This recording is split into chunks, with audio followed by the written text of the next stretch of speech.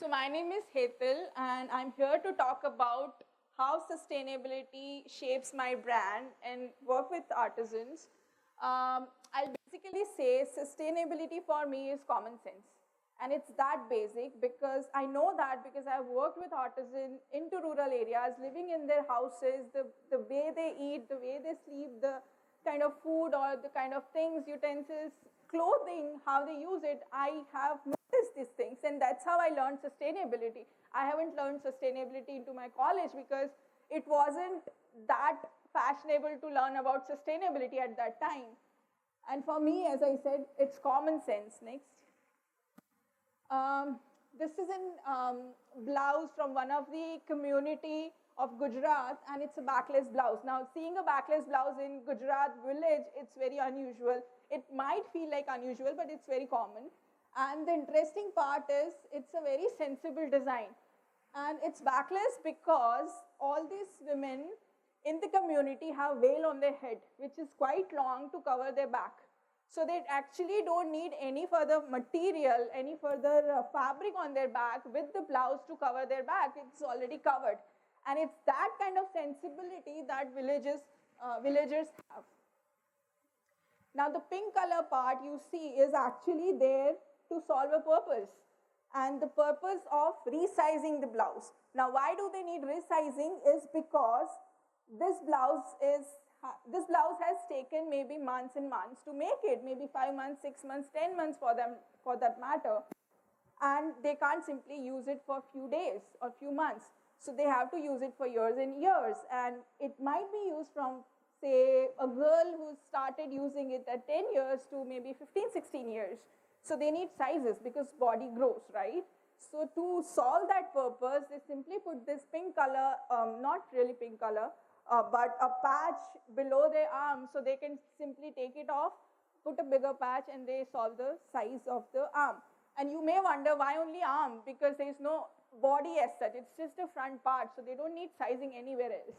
So before we go any further, I'll give you a little bit introduction about myself so you know where am I talking from. Okay, I run this clothing company, RaasLeela Textile, and I myself say that I'm not a fashion designer. I don't connect myself with fashion at all. And so I keep telling, whenever I introduce RaasLeela, I keep telling that it's not a fashion brand. Fashion is just a byproduct for us. And RaasLeela is basically a brand that makes 100% hand-stitched clothing, which are one of the very few brands in all over the globe.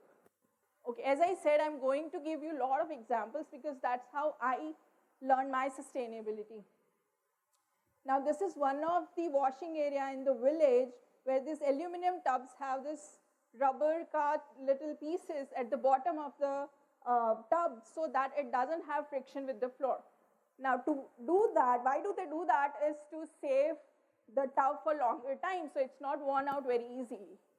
Now, imagine the kind of sensibility that they have is that they solve a problem before problem actually occurs.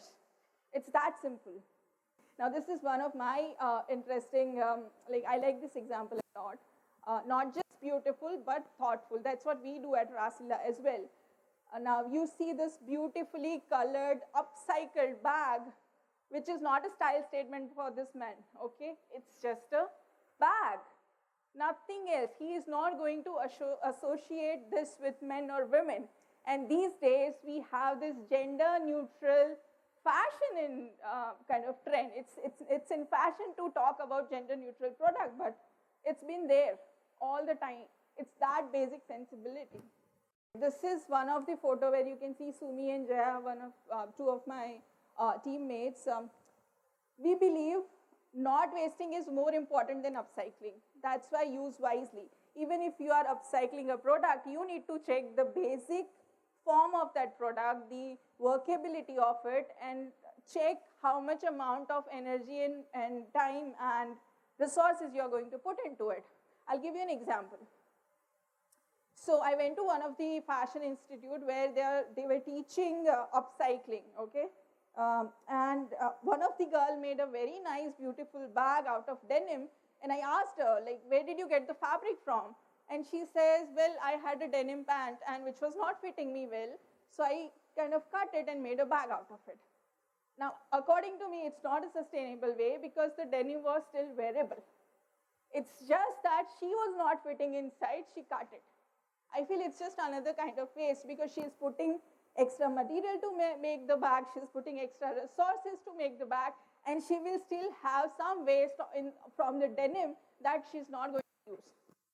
I feel there is a more sustainable way to solve this problem is simply to donate that denim to somebody who can use it, right? As I said, RaasLeela concept-driven sustainable brand. Anything we do has to have some reason. We don't simply do things because it's just looking good or just because I like it as a designer or my assistant designer like it. We don't do things like that. So we have reasons for everything. Being zero waste is one of the sustainable aspects that we chose to follow. And when I say zero waste, we literally mean zero waste. We don't throw anything, like here you can see even 1 by 1 centimeter piece of fabric is used in very different way. Then we have this amazing way of working with handcraft products is irregularities is the opportunity. Now, when we see a product, when we go to the market and see a product, we see, oh, this is not nice because this is different, both the sides are different and we don't buy it. But actually, that's what handmade is. You know, the biggest threat to the handmade industry is the comparison with machines. Not just with the prices, but user compare it with the usability, maker compare it with the pricing, the making of it, everything, and the design as well. And they try to make something which machine is already making. Doesn't make sense. If you want exactly even perfect piece, better to make it in machine. Like it's stupid to try to make it by hand. If it's handmade, it has to be irregular, it has to be uneven. And stitches are different all the time. I'll tell you a funny story. So today, imagine Sonaben is doing running stitch. Now running stitch is the basic stitch that anyone who is maybe can do, even man can do, right? Sonaben is doing running stitch today. Dilshad Banu is doing running stitch today. Now we both of them are different hands and we can assume that all the stitches would be different. But let me tell you, Sonaben doing the running stitch today and Sonaben doing the running stitch tomorrow will also be different because she is human. She has mood swings. Tomorrow she might have a fight with her husband and she might not be able to work, right? And that's a part of the whole handmade industry. You can't expect her to be the same every day. We are not same every day. Today we like red color, tomorrow we like green color. And she is the same. Now I like this sentence so much. Craft in need of help is the failure of design intervention. I say this because craftsmen, the artisans know what they know and they are best with it. The technicality of it. It's we as designer who fails to understand the limitation and the opportunity that particular craft has. And we are failing to design right product for right market, using right material, using right process, selling with the right price, so that the artisan can have right wages. And it's our failure as a designer, not the artisan. They know what they know. Because we work with individual humans who have feelings, liking, disliking, unlike machines who mechanically do the task. Now, we don't want our artisan to sit in a corner and simply follow designers' instructions saying, ye mat karna, wo mat karna. We want them to be involved into design process so that the whole work is for them enjoyable, not something mechanically they are simply doing it. Now, this is Sonaben's piece. The green image you see is how commercially Bawadi technique is done, where you see all squares are of same size and same kind. The way she has broken the motif and kind of played around with the placement is really amazing. Now this image is sideways, not just because we followed some fashion magazine. It's that way so that you can see on the sleeve there are bras and panties hanging. Can you see that? It's there because one day Hinaben was thinking, what am I going to do today? And I said, what do you see in your house? And she said, okay, I see table, I see fan, I see chair, and I see clothes hanging. I said, okay, let's do it. And that's how she did it. And this is how we involve our artisan into making of the product. Okay, now the first blouse that you see was quite boring for Dilshad Banu to start with in the day, and she thought, let me put a bigger circle and make a turtle out of it. I said, okay, do it.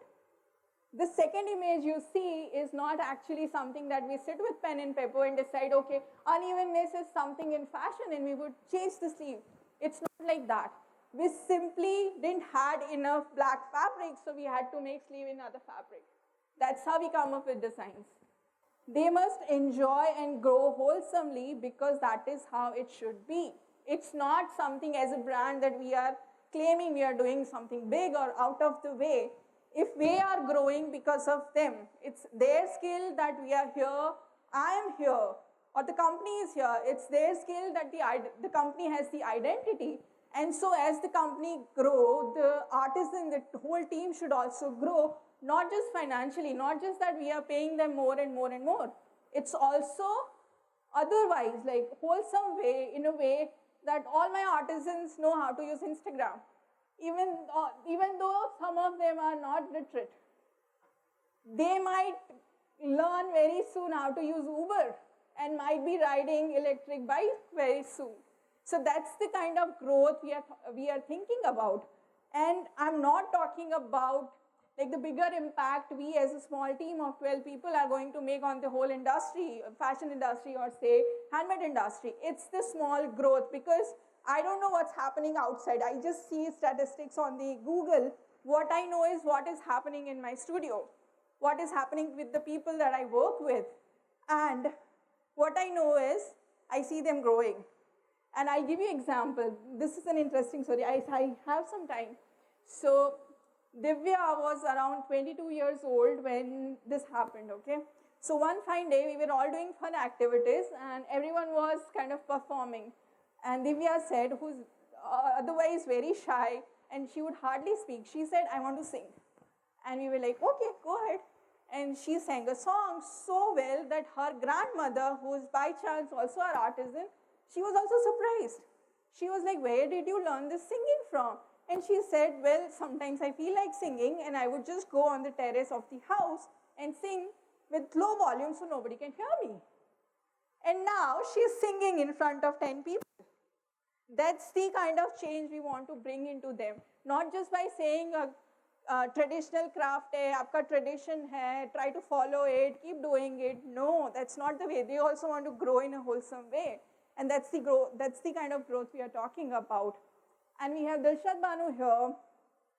She is a Hindu lady married to a Muslim guy, and they ran away as soon as she turned 18. Yes. And I'm mentioning this story which has nothing to do with the sustainability because that's how she would like to introduce herself because she has that bond with the husband. And unfortunately, her husband died a few years back and she didn't know what to do because she was financially, emotionally dependent on him, and suddenly she was all on her own and having no clue. She spent a few days in the house, which she considered the worst days of her life, and then she started working. And after a few months, her daughter comes to the studio and she comes to me and says, thank you so much. It's now that my mother has started smiling again. And that's the kind of thing that makes me feel that I did something in life. Even if it's just 2 people, that's enough. And that gives me satisfaction. And in the beginning when I said I don't connect with myself with fashion, is I don't have anything wrong with dressing up. I like dressing up. It's just that dressing up for the sake of beauty is something I don't like. It has to have some concept. And this is the kind of sustainability, or this is the kind of sensitivity that I want the industry or the craft industry or the fashion industry to develop when they are especially working with people and the planet. Thank you so much.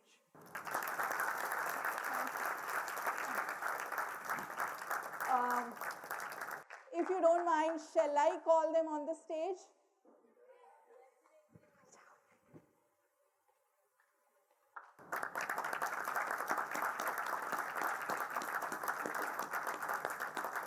So I wasn't feeling well today, and I called Sona Ben and Dilshad Banu and the whole team. The phone was on speaker, and I said, I'm not feeling well, should I cancel it? And they were like, no, you go, we'll figure it out. And then they were like, we'll come with you, and here they are, all of them.